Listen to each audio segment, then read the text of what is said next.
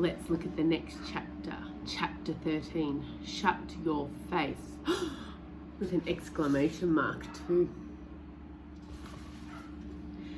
What on earth is he? Inquired Mr. Stern as Mr. Stink trudged around in his filthy striped pyjamas to the back door. There was silence for a moment. Mother's eyes bulged out of their sockets and Annabelle looked like she was about to shriek or vomit, or even both. Oh, he's the tramp who lives in our shed, said Chloe. The tramp who lives in our shed, repeated Mother incredulously. She looked at her husband with black fire in her eyes. He gulped. I told you she was hiding something in there, Mother, exclaimed Annabelle. He wasn't there when I looked, protested Dad. He must have concealed himself behind a trowel. What a wonderful woman you are, Mrs. Croom, said Mrs. Stern.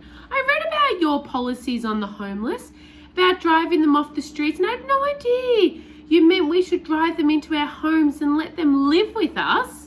Well, spluttered Mother, lost for words. I can assure you I'm going to write an absolutely glowing piece about you now. This will make the front page. You could be the next Prime Minister of the country. My sausages, said Mr. Stink as he entered the dining room. Excuse me, said Mother before putting her hand over her mouth in horror at the smell. Forgive me. It's just that I asked your daughter Chloe for some sausages 2 hours ago, and my sincerest apologies, but I'm getting rather peckish. You say I could be the next Prime Minister of the country, Mr. Stern, said Mother thoughtfully. Yes, it's so kind of you, allowing a dirty old smelly tramp like this. I mean, no offence. None taken, replied Mr. Stink without hesitation. To come and live with you. How could you not be elected as an MP now? Mother smiled.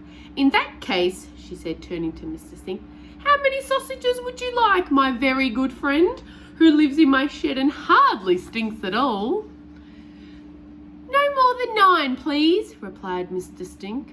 9 sausages? Coming right up. With poached eggs, bacon, mushrooms, grilled tomatoes, bread and butter, and brown sauce on the side, please. Certainly, my extremely close and beloved friend, came the voice from the kitchen. You smell so rank, I think I'm going to die, said Annabelle. That's not nice, Annabelle, said Mother, breezily from the kitchen. Now come and help me in here, darling, there's a good girl. Annabelle ran to the sanctuary of the kitchen. It stinks in here now as well, she screamed. Shut your face, snapped Mother. So tell me, tramp, said Mr. Stern, leaning in towards Mr. Stink before the smell got to him and he leaned back. Is it just you living in the shed? Yes, just me, and of course my dog, the Duchess. He's got a dog, cried Mother anxiously from next door. And how do you find living here?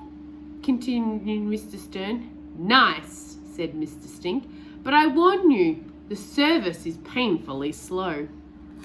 That's the end of that chapter. Hope you enjoyed.